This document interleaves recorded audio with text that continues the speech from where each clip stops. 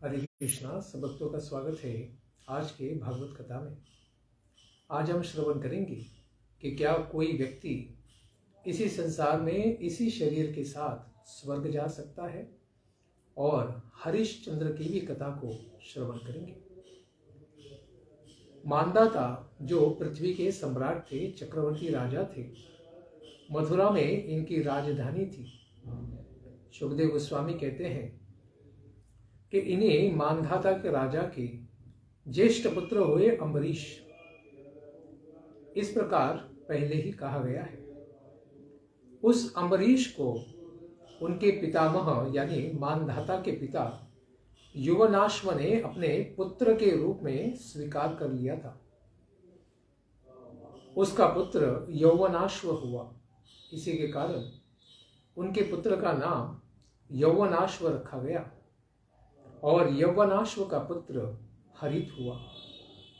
मांधाता के वंश में ये 3 अवतार गोत्र के प्रवर्तक हुए। इनके नाम के गोत्र भी हुए। नागों ने अपनी बहन नर्मदा जी का विवाह पुरुकुत्स से कर दिया था, और भुजगेंद्र नागराज वासुकी की आज्ञा से नर्मदा पुरुकुत्स को रसातल में ले जाती है,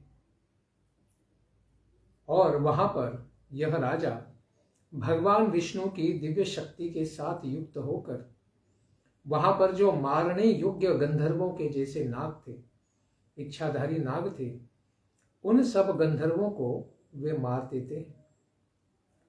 इस प्रकार केवल मारने योग्य जो वहां पर सर्प थे, उन्हीं का वध किया गया था। पुरुकुत्स ने नागों से यह जो वरदान प्राप्त किया कि यह उनके द्वारा नागों की जो हत्या की जाएगी, इस कथा को जो श्रवण करेगा या स्मरण करेगा, ऐसे व्यक्ति को सर्पों का भय नहीं होगा। यह विशेष फलश्रुति प्राप्त होती है इस पुरुकुत्स के उपाख्यान की। इसी पुरुकुत्स के पुत्र त्रसदस्यु हुए। उनके पुत्र अनरण्य हुए। अनरण्य के हर्यश्व, और हर्यश्व के पुत्र अरुण हुए। इन अरुण के पुत्र आगे जाकर त्रिबंधन हुए। त्रिबंध के पुत्र सत्यव्रत हुए। उन्हीं का नाम त्रिशंकु करके भी प्रख्यात हुआ है। तो त्रिशंकु का ही नाम सत्यव्रत भी था। वे भी इक्ष्वाकु कुल में सूर्य वंश में उत्पन्न थे, इसलिए उनके भी गुरु वशिष्ठ महर्षि ही रहे। इन्हीं के शाप से वे कभी चांडाल हो गए थे। इन त्रिशंकु की विस्तार से कथा श्रवण करने के लिए डिस्क्रिप्शन में दिए हुए लिंक पर आप उनकी कथा को रामायण से सुन सकते हैं। इस प्रकार उन्हें चांडाल बनने का शाप मिला था, लेकिन फिर भी महर्षि विश्वामित्र जी ने उनको स्वयं के भौतिक यानी मानव के शरीर के साथ स्वर्ग में भेजने के लिए प्रयास किया। तो प्रयास करने पर उन्हें देवताओं ने, खास करके इंद्र ने, वहां से रोक दिया और उन्हें नीचे धरती की ओर पुनः ढकेल दिया। लेकिन जब उन्होंने विश्वामित्र मुनि से प्रार्थना की कि मुझे बचाइए, तो विश्वामित्र महर्षि ने अपनी तपस्या के बल से फिर उनको बीच में ही स्थिर कर दिया और उनके लिए अलग ग्रह लोकों की योजना की। लेकिन समय के पश्चात वह भी गिरने लगी। तो विश्वामित्र मुनि ने भगवान श्री विष्णु से प्रार्थना की कि कृपा करके आप इसे गिरने न दीजिए। तो भगवान ने आशीर्वाद देने के कारण वह भी अंतरिक्ष में अभी सदा के लिए स्थित हो गए हैं। इस प्रकार उसे, जिस प्रकार से इंद्र का एक स्वर्ग है, उसी प्रकार से त्रिशंकु का भी स्वर्ग माना जाता है, क्योंकि स्वर्ग के जैसे ही उसमें भी सुविधाएं उपलब्ध की गई है। इस प्रकार से त्रिशंकु उल्टा लटक रहा है अंतरिक्ष में। इस प्रकार से उनका भी कॉन्स्टलेशन हम देख सकते हैं। इसलिए भागवत में भी कहा है कि अद्यापि दिवि दृश्यते, आज भी अंतरिक्ष में इस प्रकार से त्रिशंकु ग्रह आकाश में लटका हुआ दिखाई देता है।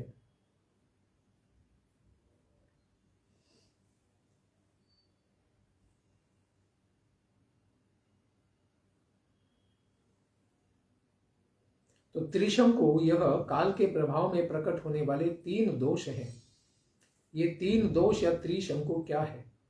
तो हरिवंश पुराण में यह कहा गया है पितुष्य इत्यादि के अनुसार कि पहला दोष है कि पिता का संतुष्ट न होना, दूसरा गुरु की गौ को मारना, और तीसरा अप्रोक्षित मांस का उपयोग श्राद्ध में करना। और कलयुग में तो मांस श्राद्ध में पूरी तरह वर्जित है। पूर्व के काल में सब लोग उस प्रकार की सभ्यता और वेदों को जानने वाले थे, तो उस समय में पवित्र मांस को इस प्रकार से श्राद्ध में उपयोगित किया जाता था, लेकिन कलयुग में यह सब वर्जित है। इस प्रकार विवाहित ब्राह्मण की कन्या का अपहरण करने के कारण ही क्रुद्ध हुए थे गुरु वशिष्ठ जी, इसीलिए शाप देकर त्रिशंकु चांडाल हो गए थे। विश्वामित्र महर्षि के तेज से उन्हें इस प्रकार से स्वर्ग के पास स्थित कर दिया गया, इसीलिए उनके मित्र रहे ऐसे विश्वामित्र जी। त्रिशंकु के ही पुत्र हुए हरिश्चंद्र राजा, जो संसार में बहुत ही प्रसिद्ध हुए, जिनके कारण पक्षी बने हुए विश्वामित्र और वशिष्ठ मुनि का बहुत वर्षों तक युद्ध होता रहा। पक्षियों अर्थात वशिष्ठ मुनि और विश्वामित्र जी दोनों को ही पक्षी बनना पड़ा था, क्योंकि वे पक्षी बने थे आड़ी और बक यानी बगुला। विश्वामित्र महर्षि राजसूय यज्ञ की दक्षिणा के छल से हरिश्चंद्र का सर्वस्व अपहार कर लेते हैं, छीन लेते हैं, और हरिश्चंद्र को बहुत ही बड़ी यातनाओं को सामना करना पड़ता है। इस बात को जब महर्षि वशिष्ठ जी देखते हैं तो फिर वे विश्वामित्र को शाप देते हैं कि तुम आड़ी नाम के पक्षी बन जाओ। तब विश्वामित्र महर्षि भी वशिष्ठ महर्षि को शाप देते हैं कि तुम बक यानी बगुला बन जाओ। इस प्रकार दोनों का बहुत वर्षों तक युद्ध होता रहा। यह बड़ा प्रसिद्ध है।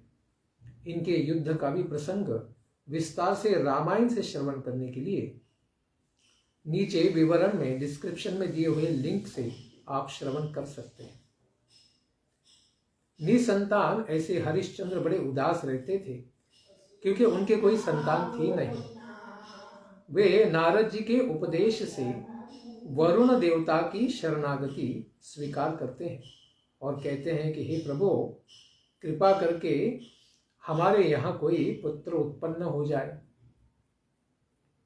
सुखदेव गोस्वामी कहते हैं कि हे परीक्षित, उन्होंने कहा कि मेरा वीर पुत्र उत्पन्न होगा तो मैं उसी से आपका यजन करूंगा, यानी उसको आपकी प्रसन्नता के लिए बलि दूंगा। इस प्रकार कहने पर वरुण देवता ने ठीक है इस प्रकार से कहा कि हम आपके लिए पुत्र की व्यवस्था करेंगे। उसके पश्चात वरुण जी की ही कृपा से फिर हरिश्चंद्र के यहाँ रोहित नाम का पुत्र उत्पन्न हुआ था। फिर जब पुत्र उत्पन्न हो गया तो वरुण देवता ने कहा कि हरिश्चंद्र, तुम्हारे यहाँ मेरी कृपा से पुत्र उत्पन्न हो गया है, तो अभी मेरे प्रसन्नता के लिए यज्ञ करो। इस प्रकार हरिश्चंद्र ने फिर कहा कि हे प्रभु, हे स्वामी वरुण देव, बात को बस टालने के लिए उन्होंने कहा कि जब पुरुष पशु यानी जिसके ऊपर कोई संस्कार नहीं हुए हैं ऐसा मनुष्य बालक रोहित जब 10 दिन का हो जाता है तब वह यज्ञ के लिए पवित्र हो जाता है। अभी केवल पशु है, अभी थोड़ा मनुष्य तो बन जाए। तो फिर वरुण देवता ने कहा कि चलो ठीक है, 10 दिन हम प्रतीक्षा करेंगे। 10 दिन के पश्चात वरुण देवता ने फिर कहा कि राजा हरिश्चंद्र, अभी 10 दिन हो गए, अभी तुम यज्ञ करो। तो हरिश्चंद्र ने कहा कि जब पशु के दांत निकल जाते हैं तब वह यज्ञ के लिए, बलि के लिए योग्य हो जाता है। अभी इसके तो दांत निकले नहीं, तो जब दांत निकल जाएंगे तब इसका हम यज्ञ करेंगे। तो वरुण देवता ने कहा चलो ठीक है। लेकिन जब दांत भी जम गए तब वरुण देवता ने कहा कि अब तो करो यज्ञ। तो हरिश्चंद्र ने कहा कि जब दूध के दांत गिर जाएंगे तब वह यज्ञ के लिए योग्य हो जाएगा। तो वरुण देवता ने कहा चलो ये भी ठीक है। फिर दूध के दांतों के गिर जाने पर वरुण देवता ने कहा कि चलो अभी यज्ञ करो। तो हरिश्चंद्र ने कहा कि पशु के अभी दांत नहीं है तो अपूर्ण शरीर है, जब उसके पक्के दांत आ जाएंगे, दांत जम जाएंगे, उसके पश्चात ही वह यज्ञ के लिए उपयुक्त हो जाएगा, तब तक के लिए आप समय दीजिए। वरुण देवता ने कहा ठीक है। फिर पुनः दांतों के जम जाने पर वरुण देवता ने कहा कि दांत तो जम गए, अभी यज्ञ करो। हरिश्चंद्र ने कहा कि हे वरुण देव, जब क्षत्रिय पशु यानी क्षत्रिय जाति में उत्पन्न है, इसलिए रोहित एक पशु के समान ही है। अभी तो वो जब कवच बांधने योग्य हो जाएगा यानी युद्ध के लिए तैयार हो जाएगा तब वह पवित्र हो जाएगा, तब तक वह पवित्र नहीं है। वरुण देवता ने कहा कि चलो इस प्रकार से प्रतीक्षा करेंगे। इस तरह राजा हरिश्चंद्र अपने पुत्र से स्नेह के कारण आसक्त हो गए, इसीलिए बात को टाल रहे थे, समय बिता रहे थे कैसे तो पुत्र के प्रेम को इस प्रकार हृदय में उनको जकड़ के रखा था, इसलिए उसकी बलि देने के लिए वे तैयार नहीं थे। तो वे जो समय बतलाते थे वरुण देवता उसकी बेचारे प्रतीक्षा करते थे। लेकिन एक समय आया जब रोहित ही थोड़ा बड़ा हो गया और जानने लगा, तो वह यह समझ पाया कि पिताजी मेरा बलिदान करना चाहते हैं, बस समय की प्रतीक्षा कर रहे हैं। तो फिर स्वयं के प्राणों को बचाने के लिए ही उसने धनुष को धारण करते हुए घर से वह भाग जाता है और वन में प्रवेश करता है। वरुण देव फिर ये जब जान जाते हैं कि अरे यज्ञ पशु ही भाग गया तो फिर अभी यज्ञ होगा नहीं, तो इस प्रकार से वरुण देवता का क्रोध हो जाने से फिर राजा हरिश्चंद्र को शाप मिला कि वे महोदर रोग से पीड़ित हो जाएंगे। इस प्रकार रोग ने हरिश्चंद्र को पकड़ लिया। तो पिता को सुनकर रोहित, जब पिता सुनता है कि मेरे कारण फिर पिता को शाप प्राप्त हो गया है और उन्हें महोदर रोग हो गया है, यह दुखदायक घटना श्रवण करने से रोहित पुनः ग्राम में वापस जाता है। तो उस समय जब वह ग्राम में प्रवेश करने ही वाला होता है तभी बीच में इंद्र देवता उसको मिलते हैं, क्योंकि इंद्र देवता के लिए भी प्रार्थना की गई थी, लेकिन वरुण देवता की कृपा से वो प्राप्त हुआ था। तो इंद्र ने उस बालक को रोक दिया कि तुम ग्राम में प्रवेश मत करो। क्यों? उन्होंने कहा तीर्थों और क्षेत्रों के सेवन पूर्वक भूमि पर विचरण करना बड़ा पुण्यदायक होता है, इसलिए तुम ग्राम में प्रवेश मत करो, पिता के पास अभी वापस मत जाओ, पहले तुम तीर्थ क्षेत्रों की यात्रा करो। इस तरह से फिर इंद्र ने रोहित को उपदेश दिया और रोहित भी 1 वर्ष तक फिर वन में ही निवास करता हुआ तीर्थ स्थलों में घूमता रहा। इस तरह द्वितीय, तृतीय, चतुर्थ, पंचम वर्ष, इस प्रकार 5 वर्ष हो गए और इंद्र फिर एक वृद्ध ब्राह्मण का रूप धारण करके और रोहित के पास आ जाते हैं और कहते हैं, 6ठे वर्ष के संचरण करके रोहित ने आयु को भी बढ़ा लिया था। इस प्रकार इंद्र ने कहा कि अभी तुम अपने पिता के नगर में जाते समय अजिगर्त के मध्यम पुत्र, बीच वाले पुत्र को खरीद ले और उसी को बलि के लिए तुम ले जाना, जिसका नाम होगा शुनशेप। इस प्रकार अपने पिता को शुनशेप को खरीद कर वह ग्राम में प्रवेश करता है और राजा हरिश्चंद्र को कहता है कि यह पशु आप लीजिए और इसको आप समर्पित कर दीजिए वरुण देवता को। इस प्रकार से पिता को प्रणाम करते हैं। उसके पश्चात फिर महायशस्वी हरिश्चंद्र राजा इस प्रकार पुरुष मेध यज्ञ करते हैं वरुण देवता के लिए। इसके साथ ही महोदर रोग से हरिश्चंद्र राजा मुक्त हो जाते हैं, जिनकी कथा बड़ी महान है। वे वरुण आदि सारे देवताओं का यजन करते हैं। उस यज्ञ में कौन कौन 4 ब्राह्मणों ने वहां पर सेवा दी, तो कहते हैं उस यज्ञ में विश्वामित्र होता ब्राह्मण बने, परम संयमी जमदग्नि अध्वर्यु ब्राह्मण बने, वशिष्ठ महर्षि ब्रह्मा मुख्य ब्राह्मण बने, और आयास्य सामगान करने वाले उद्गाता ब्राह्मण बने। यह 4 की आवश्यकता होती है यज्ञ करने के लिए।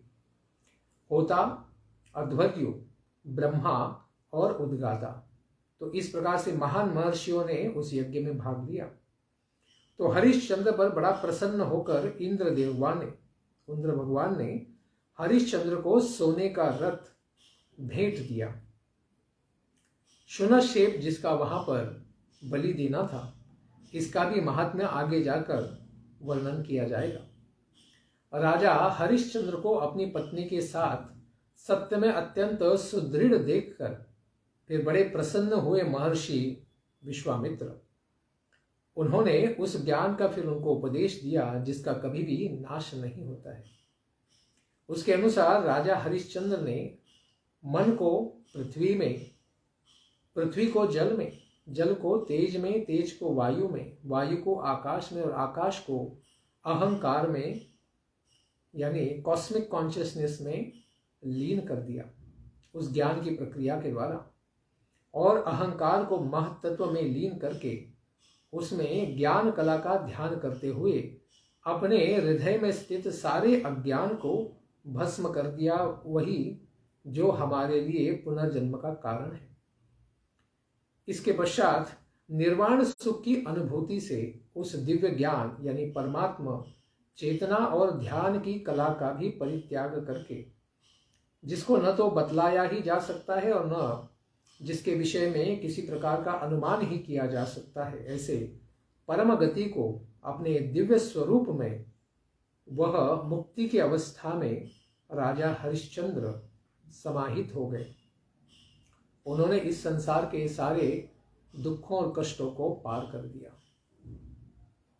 इस प्रकार यह विशेष उपाख्यान हरिश्चंद्र महाराज का संसार में बड़ा ही प्रसिद्ध है। इसके पश्चात की कथा को हम श्रवण करेंगे आने वाले सत्र में। धन्यवाद। हरे कृष्ण। ग्रंथराज श्रीमद् भागवतम की जय। निताय गौर प्रेमानंदे। हरि हरि बोल। जय जय श्री राधे श्याम। राजा हरिश्चंद्र महाराज की जय।